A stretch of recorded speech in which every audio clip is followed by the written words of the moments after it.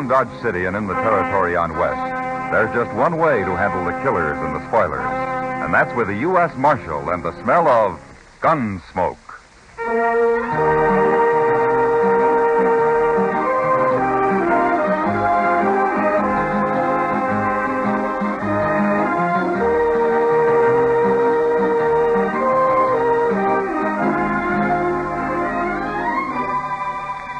Gunsmoke, starring William Conrad. The story of the violence that moved west with young America.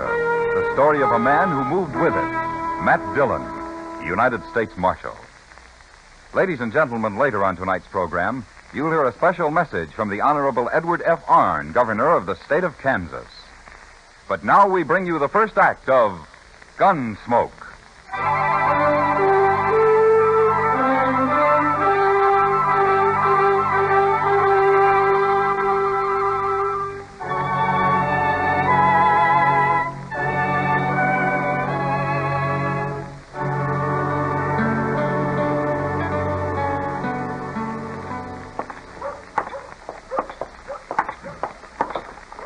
I'll swear it's going to be spring before we know it, Mr. Dillon. This weather won't hold, Chester. We always got a rip snorter after a spell like this. It sure don't look much like it today. I even heard a meadowlark this morning. It's early for meadowlarks, isn't it? Yes, sir, that's what I'm telling you. Spring is downright staring us in the face.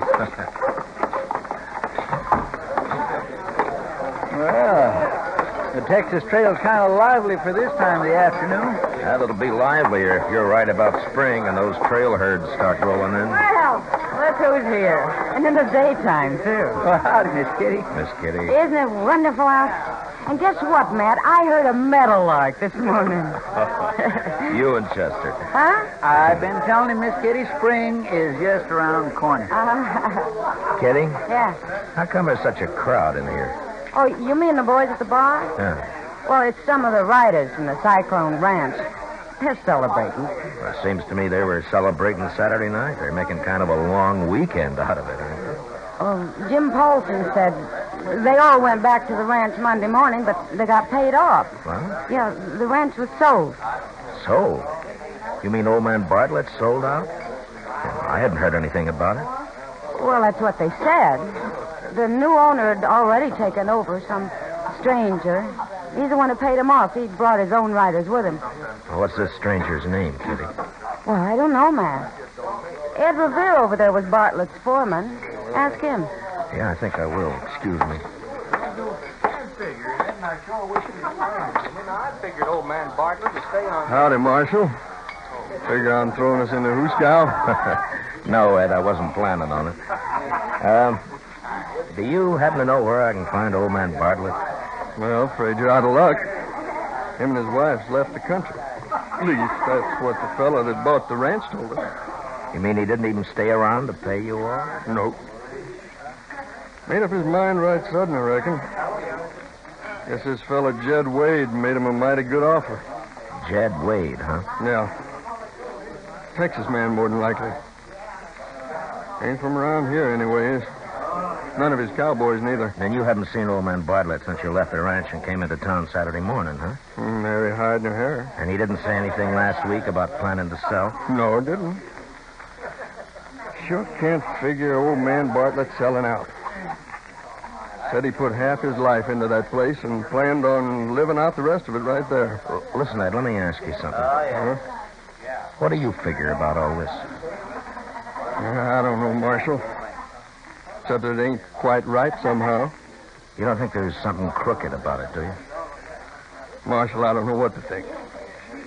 But it just ain't like Bartlett to run out this way. If there's anything I can do... Yeah, sure. Thanks, Ed.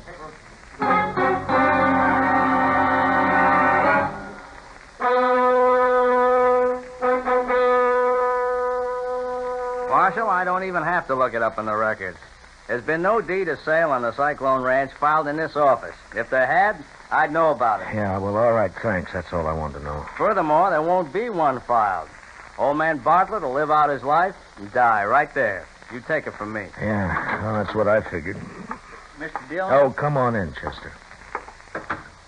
Sorry to interrupt, Mr. Mifflin. Oh, quite all right, sir. I believe our business is completed. Yeah. What'd you find out, Chester? I checked the depot and the stage lines, Mr. Dillon, and nobody in town hasn't seen neither one of them since last week. Mm-hmm. Well, all right, Chester. I guess we better ride out to the ranch.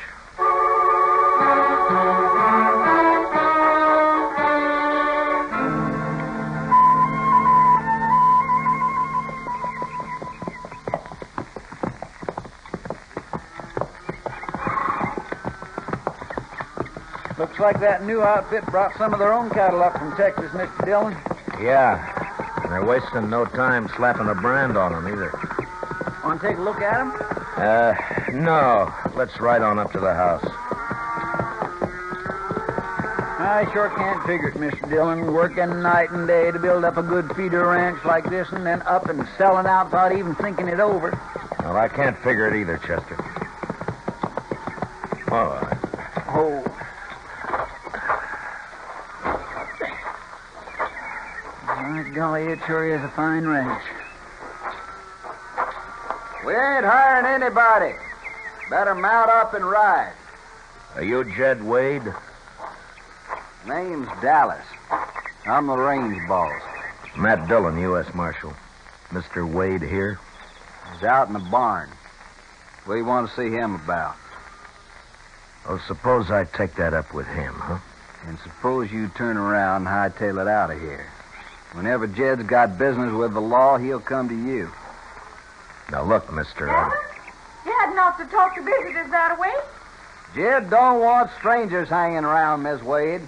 And he don't want you talking to strangers either. You better go on back in the house. I guess I know better than you what my own son wants. I'm the only one that understands him. You come right on inside, gentlemen.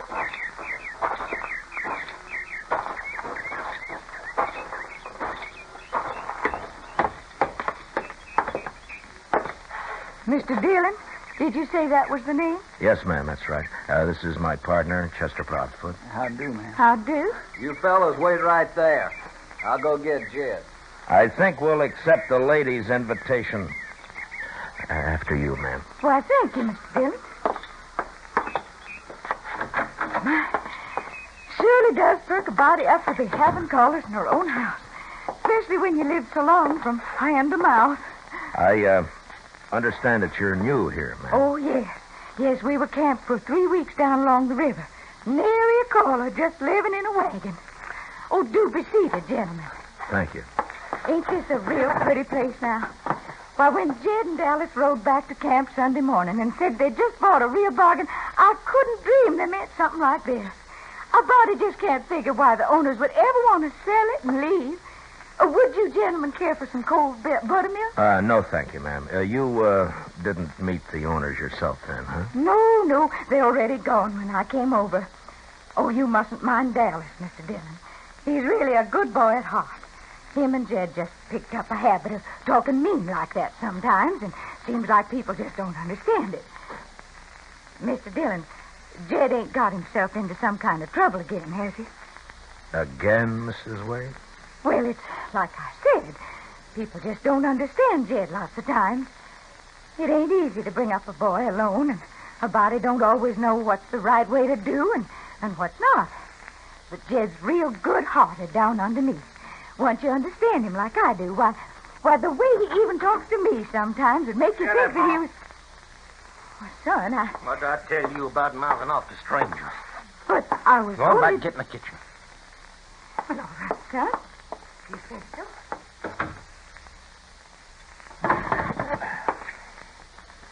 She's getting old, and it's been a hard trip up here.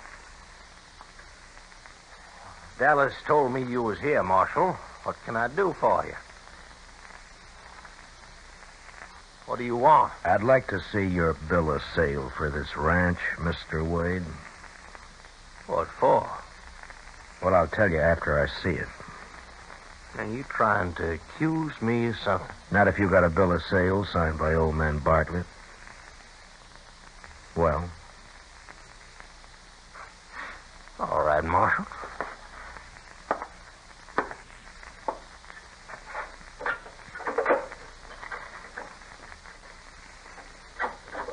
There you are. Take a look.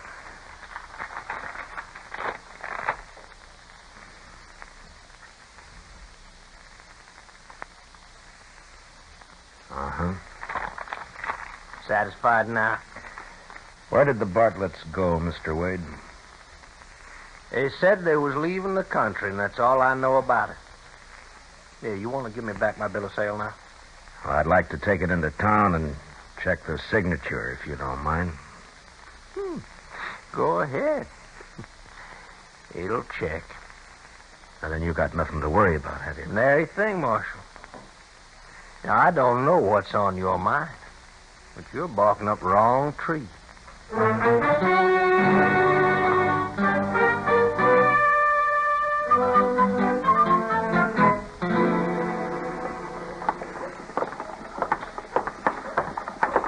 You ask me, Mr. Dillon, I'd say that Wade and his partner are ornery enough for anything.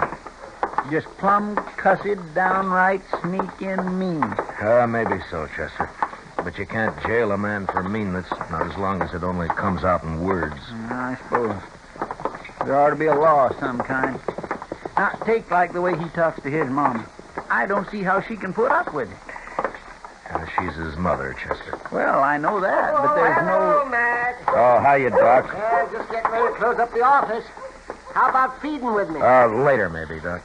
Say, Doc, you still got that bill of sale on that horse you bought last fall from old man Bartlett? Oh, sure, I guess so, Matt. Why? Well, I just want to check Bartlett's signature. Why, what do you got there? I know his signature pretty well. Let me take a look at that now, man. Oh, here. See what you think, huh? Sure. Oh, yes. That's old man Bartlett's scrawl, all right, of course it is.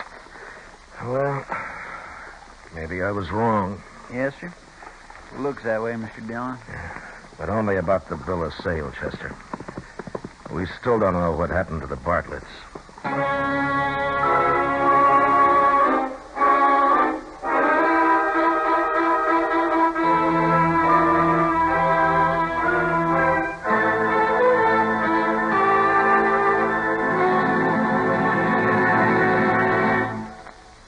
At this time, it is with great pride that Gunsmoke is able to bring you a specially recorded message by the Honorable Edward F. Arnn, Governor of the state of Kansas. Ladies and gentlemen, Governor Arnn. It's a real pleasure for me, on behalf of Kansans everywhere, to congratulate the CBS Radio Network, the writers, producers, directors, actors, and technicians on the splendid job you are doing with Gunsmoke. Here is real adult Western drama, without the usual horse opera cliches portraying an era and community of Kansas that graphically marked the formative years of our great state. Let me point out, however, the Dodge City of today is a far cry from the Dodge City so vividly brought to life in Gunsmoke. From those early pioneer and frontier days, Dodge City has developed into one of the fine cities of our state, industrially, agriculturally, and historically. The folks of Dodge City, and indeed all the people of this great sunflower state, thank you for a good job well done. Thank you, Governor Arnn. And now the second act of Gunsmoke.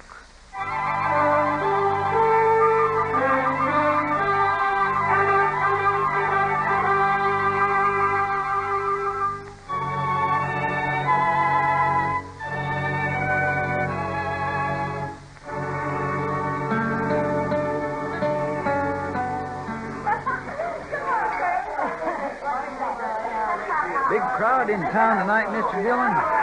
In here, too. Must be the feel of spring in the air. Get the man on the prod, makes him feel good. Not me, Chester. Yes, sir, I've been noticing that. You haven't said 1 dozen words in the last hour. It don't do a man any good to stay down in the dumps that way. Drink your beer. Well, now, we just made a mistake, that's all. Got the wind up over nothing. Now we know it's old man Bartlett's signature, but I just can't help feeling that we haven't made a mistake. Well, maybe you ought to make one, Matt. Oh, hi, Kitty. Everybody ought to make a mistake once in a while. Keeps them from getting old. Or else helps him along. What's your trouble, Matt? Oh, feeling that somebody's guilty. not being able to prove it? It's that Cyclone Ranch business, Miss Kitty. Now, I know Bartlett didn't sell out. His signature is on that bill of sale, Mr. Dillon. Yeah, but a man can be made to sign something, Chester. Well, why don't you find Mr. Bartlett and ask him? Well, I'd settle for just finding him. I don't think I'd need to do any more asking. Do you mean that the way it sounds, Matt? Yeah. I know I'm jumping at conclusions, but the way things add up, it's the only answer that makes any sense. Well, I hope you're wrong, Matt. Well, so do I, but I don't think I am. Anyway, there's not much you can do about it right now. Why don't you forget it for a while? How about a round of drinks, Matt, in honor of spring? Spring, huh? You and Chester. Well, it is, Mr. Dillon. Yeah, even the coyotes feel it. Did you hear him just after dark tonight yapping down along the river bottom? Yeah, I heard him. Kitty, would you mind if we had that drink later? Well, all right. But where are you going? Well, I just thought that Chester and I might take a little ride, that's all.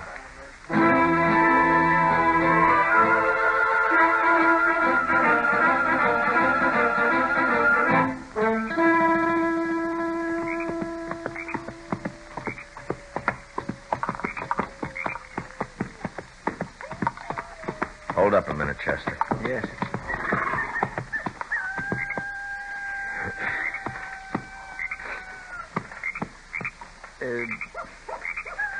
Be all right to roll a cigarette, Mr. Dillon? No, you better not. We're too close to the Bartlett place. Miss Kitty sure was right about those coyotes. Every one of them and his brothers out tonight, all yapping their fool heads off. Yeah. You suppose those coyotes really know it's spring coming, Mr. Dillon? It could be. They're sure scattered all over the countryside. There seems to be more of them off there toward the river bottom, though. Yes, sir. I believe you're right, Mr. Dillon. Wonder why. I don't know. Might be worthwhile taking a look. Yes, sir.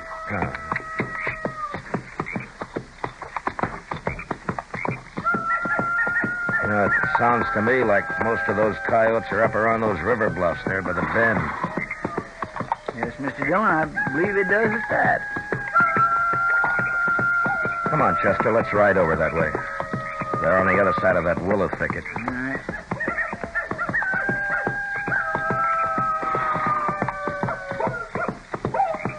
Now, let's cut through the thicket here. Yeah.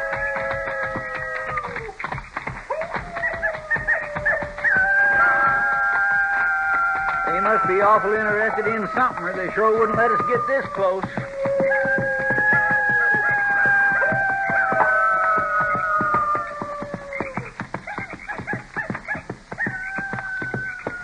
Well, I guess they heard you, Chester. I think most of them are over there at the foot of the bank. Let's take a look.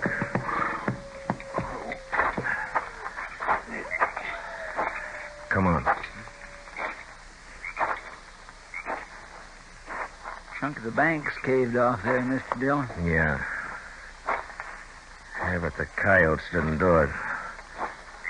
They've been trying to dig something up, not bury it. I wish there was more moonlight. Yes, sir. Well, if you'd have told me what we were up to, I could have brought a lantern. Well, I didn't know we were going to run into anything, Chester. Yes, sir.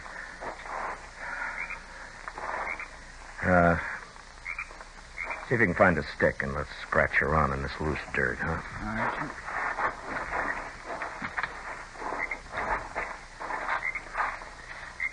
Anybody tried to tell me this morning that I'd be out here in the middle of the night digging in that dirt like a groundhog, not even knowing what the Sam Hill I was... What is it, Chester? Did you find something? Yes, sir. I sure have. Here, let me see.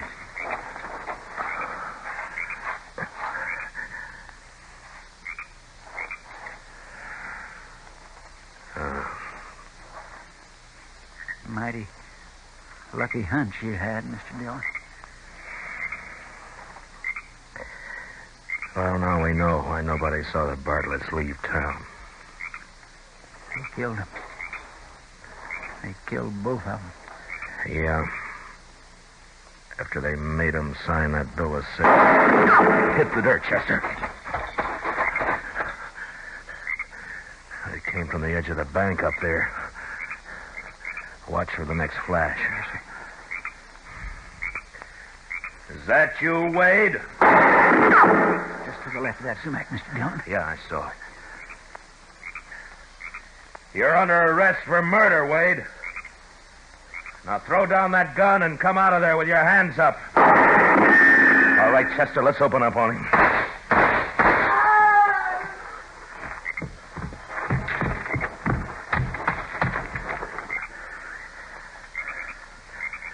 Careful, Chester. He may be faking it. Yes, sir.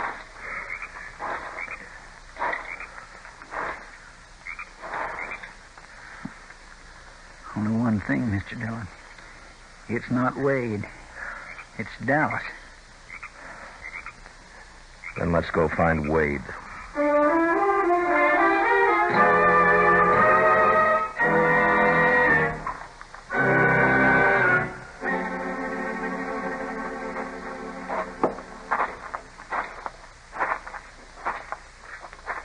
Ranch is dark. Looks like they're all in bed. It may be easier that way. Yes, sir. I wish there was some way of keeping his mother out of it. I don't see how it can be. Dallas?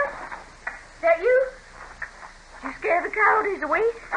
I heard the shooting and It's not Dallas, ma'am. Why, it's the marshal and Mr. Proudfoot. At this time of night. Well, this is quite a surprise. Yes, ma'am, I reckon so. Is Jed here? Well, I guess so. Maybe he's out in the barn or somewhere. What's wrong, Mr. Dillon? I sure do hope Jed ain't in some kind of trouble. I just want to talk to him, Miss Wayne. Why don't you go on back in the house, huh? And we'll see if we can find him. Well, all right, if you think best. You just go straight on back through the barn. I reckon you'll find him all right. Thank you, ma'am. It's not going to be easy. Yeah, I know. Keep yourself covered. I will. Sounds like he's working back there. Yeah. Bartlett put up enough prairie hay here to last for 3 years. Right on back, Dallas. Just about got these here running irons finished. Dallas won't be needing any running irons, Wade, or anything else. He's dead. We found where you buried the Bartletts. That's where that shooting was. You and Dallas. You're under arrest for murder, Wade.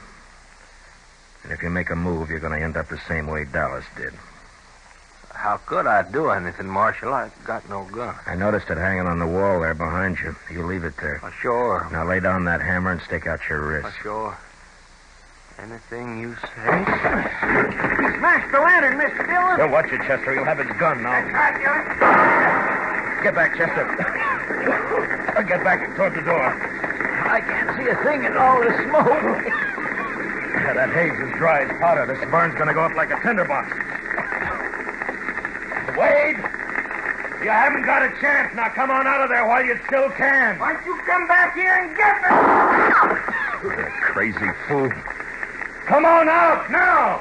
The heat's getting awful bad, Mr. Dillon. Yeah, I know. Back toward the door, Chester. We're going to have to get out of here.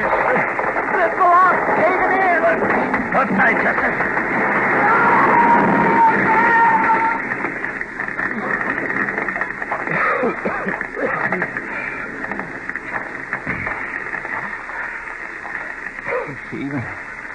Even for a man like Wade, that's not a good way to die, Mr. Dillon. Oh, no way is when you come right down to it, Chester. Jed! What's on Jed? He's in there already. He's there in all that fire. I'm sorry, ma'am, You but... got to do something. You got to go get him out of there. No, I'm afraid there's no use, I'll ma'am. go in there myself. No, it's too late to help me.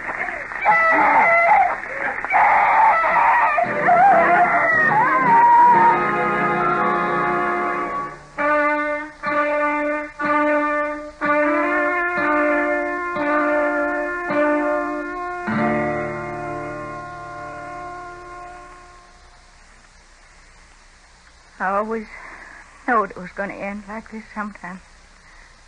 I always knowed it. I'm sorry, Miss Wade. Jed done something real bad, didn't he, Mr. Dillon? Him and Dallas. That's why you come back here. Yes, ma'am, I'm afraid so.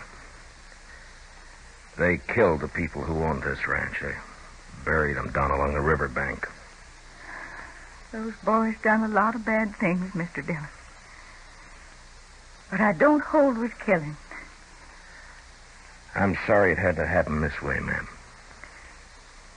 Mr. Dillon, I'd like to ask a favor.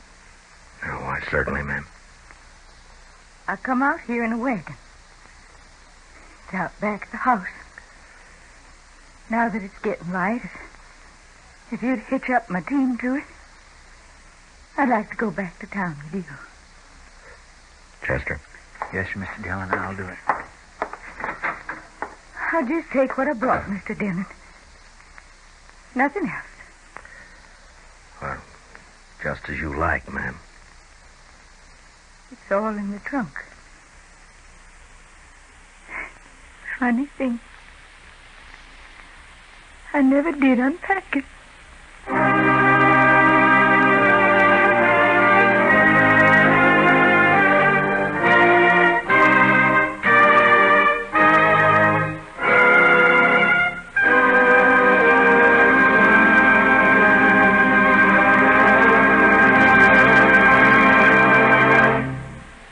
Gunsmoke, under the direction of Norman MacDonald, stars William Conrad as Matt Dillon, U.S. Marshal.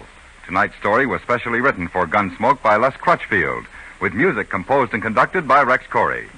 Featured in the cast were Vivi Janis, Harry Bartell, Lawrence Dobkin, Joe Cranston, and Jerry Hausner. Parley Bear is Chester, Howard McNear is Doc, and Georgia Ellis is Kitty. Gunsmoke is heard by our troops overseas through the facilities of the Armed Forces Radio Service. Join us again next week as Matt Dillon, U.S. Marshal, fights to bring law and order out of the wild violence of the West in Gunsmoke.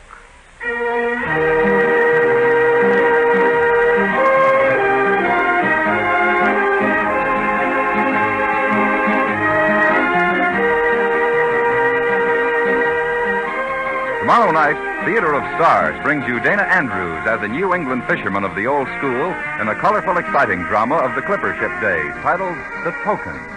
Hear what happens when a determined young lady steals her sister's betrothal token and then sets out to steal the stalwart young fisherman as well.